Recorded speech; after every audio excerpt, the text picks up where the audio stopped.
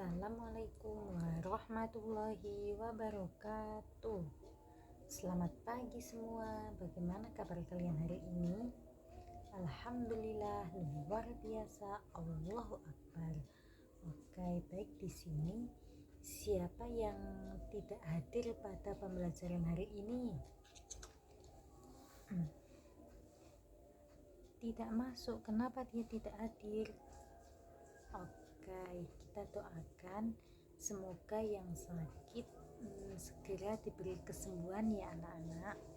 Di sini kita akan membahas tentang pendekatan multikultural sebagai konflik resolusi. Di sini ada yang tahu nggak apa itu pendekatan multikultural sebagai konflik resolusi itu?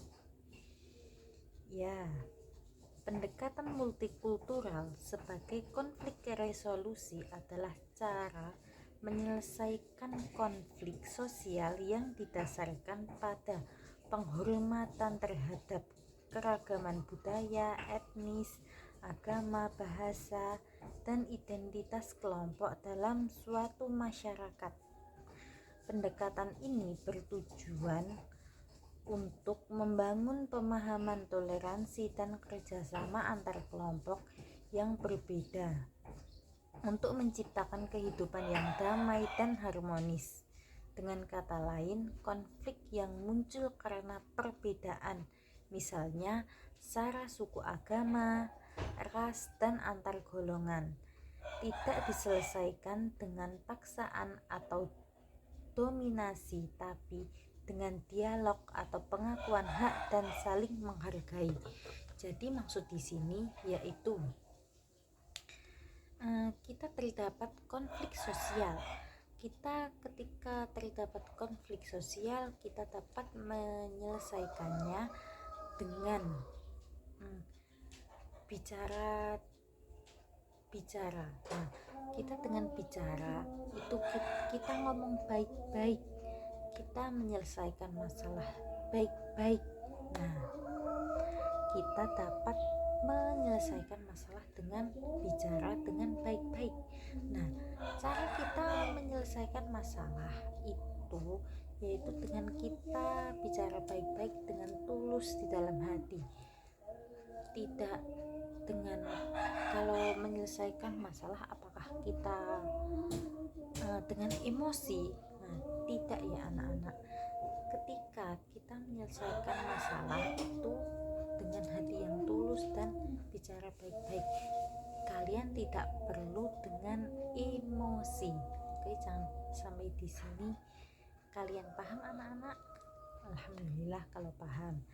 Oke, yang kedua yaitu multikultural adalah proses pengembangan potensi manusia seutuhnya, pluralisme dan heterogenis sebagai hasil dari penghormatan terhadap keberagaman budaya, suku, denominasi atau agama. Unsur-unsur dalam multikultural itu ada 4. Yang pertama, keberagaman etnis dan budaya. Yang kedua, keberagaman agama dan kepercayaan. Yang ketiga, bahasa dan sosial budaya. Yang keempat, nilai sosial dan moral. Yang kelima yaitu identitas dan kesadaran kolektif. Nah, siapa di sini yang tahu maksud dari keberagaman etnis dan budaya? Nah, keberagaman etnis dan budaya ini terdiri dari masyarakat berbagai suku dengan adat, tradisi, dan nilai yang berbeda, seperti semboyan Bhinneka Tunggal Ika, yaitu meskipun berbeda-beda tetapi tetap satu jua. Nah, di dalam Bhinneka Tunggal Ika itu kan ras, agama, suku, bangsa kan itu kan berbeda-beda, tapi kita harus menghargai pendapat mereka. Nah, dengan kita menghargai pendapat orang lain akan merasa senang kepada kita, orang lain akan merasa nyaman dengan kita. Justru sebaliknya, jika kita tidak menghargai pendapat dari orang lain, maka orang lain tersebut tidak akan merasa nyaman, tidak akan merasa senang terhadap kita. Oke, sampai di sini kalian paham anak-anak? Yang kedua yaitu keberagaman agama dan kepercayaan. Nah, di dalam kita kan hidup berdampingan, jadi agama dan kepercayaan kita kan berbeda-beda. Ada orang yang agamanya Islam, Kristen, Katolik, Hindu, Konghucu. Nah, kita juga harus menghargai agama-agama orang lain. Kita tidak boleh mengejek agama orang lain. Misal kita agama Islam dan teman kita itu beragama Kristen, kita tidak boleh mengejek, kamu agamanya Kristen, kamu agamanya Katolik, kamu agamanya Hindu, kamu agamanya Konghucu. Kita tidak diperbolehkan untuk mengejek agama orang lain. Kita dianjurkan untuk menghargai satu sama lain, biar orang lain tersebut merasa senang, nyaman kepada kita gitu.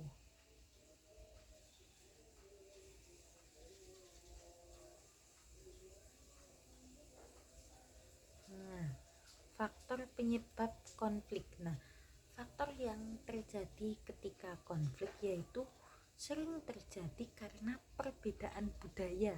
Nah, perbedaan budaya dan diskriminasi sosial. Nah, yang menyebabkan konflik itu terjadi itu karena perbedaan budaya atau diskriminasi sosial. Nah, misalkan perbedaan budaya, kita sering ngejek yang budayanya mereka, budaya apa kita ejek. Nah, itu kan tidak boleh ya anak-anak. Kita harus saling menghargai satu sama lain. Nah, strategi untuk menyelesaikan konflik tersebut yaitu melibatkan pertukaran pendapat dan perspektif antar kelompok yang berbeda budaya untuk memahami nilai dan keyakinan masing-masing serta mencari titik temu. Nah, ketika kita ada konflik dengan teman kita, alangkah baiknya kita itu menyelesaikan masalah kita bersama agar kita menemukan titik temu yang tepat. Yang kedua yaitu menggunakan pemahaman tentang norma dan praktik budaya dalam proses mediasi. Hal ini bertujuan untuk membantu pihak-pihak bersengketa mencapai kesempatan yang disepakati. Nah, kan ada dua orang yang bersengketa atau berselisih. Nah, kita harus adakan musyawarah atau rapat agar mereka itu bersatu, agar mereka itu hidup dengan rukun. Kesimpulannya dari sini yaitu menerapkan pendekatan multikultural, kita dapat menciptakan masyarakat lebih damai, harmonis, dan setiap individu ketika hidup berdampingan dengan masyarakat itu harus saling menghargai. Ketika ada orang yang berbeda agama, berbeda ras, suku, bangsa, itu kita harus saling menghargai agar hidup kita hidup dengan damai.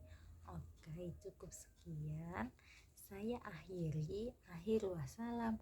Wassalamualaikum warahmatullahi wabarakatuh.